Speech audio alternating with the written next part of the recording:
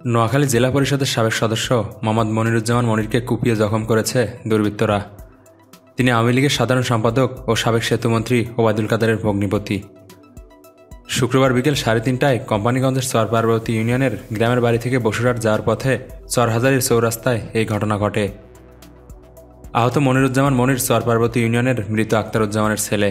তিনি নোয়াখালী জেলা পরিষদের 7 নম্বর ওয়ার্ডের সদস্যপদ থেকে সদ্য অপসারিত হন। ভুক্তভোগীর ভাতিজা ফখরুল ইসলাম রাহাত জানান, দুপুরে গ্রামের মসজিদে জুমার নামাজ শেষে বসুরহাটে বাসায় ফেরার সময় সিএনজি চালিত অটোরিকশায় গতিরোধ করে একদল দুর্বৃত্ত। এরপর তাকে কুপিয়ে রাস্তার পাশে ফেলে যায়। স্থানীয়রা তাকে উদ্ধার করে জেলা শহরের মাইজদির একটি হাসপাতালে নিয়ে যায়। সেখান থেকে উন্নত চিকিৎসার জন্য তাকে ঢাকায় নেওয়া হচ্ছে। প্রত্যক্ষদর্শীরা জানান, হঠাৎ সিএনজি চালিত অটোরিকশা নিয়ে 6 থেকে 7 জন যুবক লাঠিসোঁটা ও দেশীয় অস্ত্র নিয়ে মনিরুজ্জামানকে বহনকারী সিএনজি চালিত অটোরিকশাকে গতিরোধ করে। পরে অটোরিকশা থেকে তাকে নামিয়ে এলোপাথারি পিটিয়ে ও কুপিয়ে জখম করে। হামলাকারীরা স্থানীয় বিএনপির রাজনীতির সঙ্গে যুক্ত। তবে কোম্পানীগঞ্জ উপজেলা বিএনপির সদস্য সচিব মাহমুদুর রহমান রিপন বলেন, হামলার বিষয়টি শুনেছি, তবে এ ঘটনায় বিএনপির কেউ জড়িত নেই।